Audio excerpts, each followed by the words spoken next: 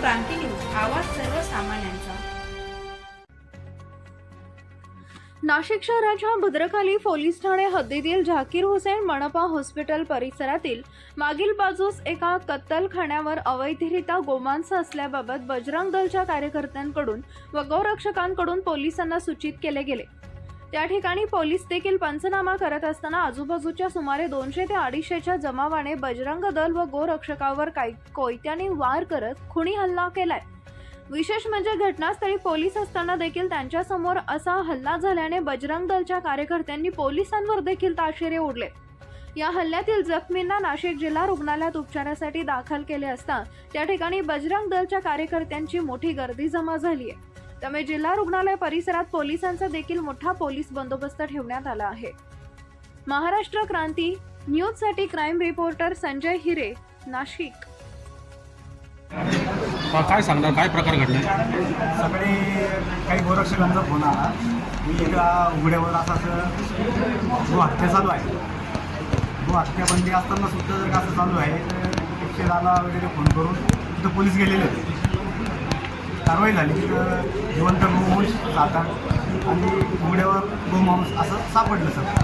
तेच गाडीत टाकणं चालू असताना श्रीकांत क्षत्रिय जिल्हा संयोजक बजरंग दलाचे यांना पोलिसांचा फोन आला की तुम्ही इथं जबाब तुमचं नोंदवावं लागेल, साक्षीदार म्हणून तुम्ही या। ते तिथे गेले असता तिथं खूप जमाव जमला होता, ते पोलिसांना दडपण आलं होतं मिटवायचं। यांनी हे तिथं गेल्यामुळे ते काही त्यांना बोलता येत नव्हतं उघड उघड। यांनी तिथं शूटिंग वगैरे काढली। अचानक तो जमाव उग्र होऊन त्यांनी कोयते, तलवारी, दांडे, दगड असा दोघं बजरंगीवर हल्ला केला आणि ते पोलिसांसमक्ष हल्ला करून ज्या गायी वगैरे पकडल्या होत्या त्या घेऊन पळाले।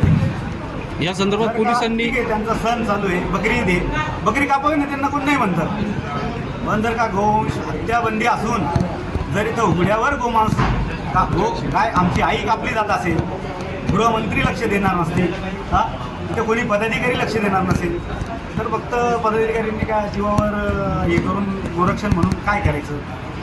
तर ठीक आहे, त्यांनी त्यांचा सण साजरा करावा। त्यांच्या सणात लिहिलेले का काही कापावे असं?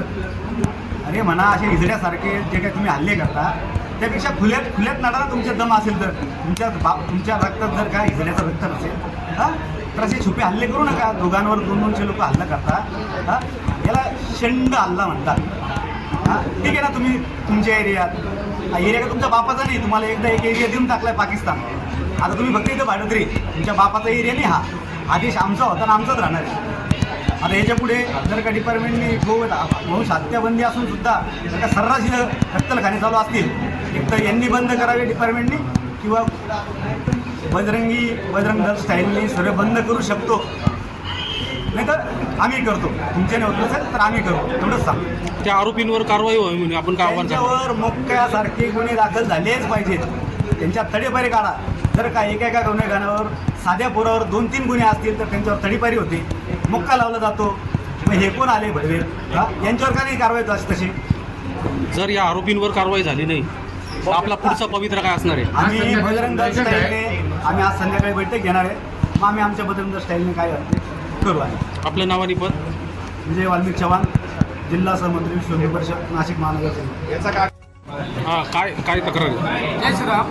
आजचा जो प्रकार झाला ना, तर हा याच्यातला तर आमचा पहिला अंदाज असा आहे की पोलिसांच्या संमतीनं हा हल्ला झालेला आहे। कारण पोलीस साक्षात तिथं असताना पोलिसांनी बजरंग दलच्या कार्यकर्त्याला तिथं पंचनाम्यासाठी बोलवून घेतल्यानंतर हल्ला होत असत ते खूप मोठं षडयंत्र आहे आणि यूपीच्या धर्तीवरती या महाराष्ट्रामध्ये कारवाई व्हायला पाहिजे।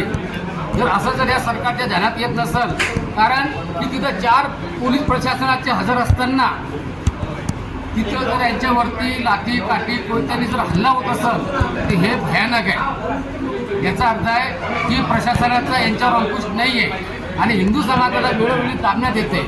आज हिंदू समाजाने एकत्रित येऊन त्याच्यासाठी काम करण्याची मोठी आज संध्याकाळची बैठक आहे। त्या बैठकीतून सगळी रूप ठरणार आहे। CP साहेबांना माझं सांगणं आहे की जर पोलीस प्रशासन तिथं हजर असताना बजरंगीवर जर हल्ला होत असतं तर बजरंगी काय करू शकतात हे तुम्ही 25 वर्षाचा इतिहासात बघितलेलं आहे। आता ते करण्याची वेळ आलेली आहे.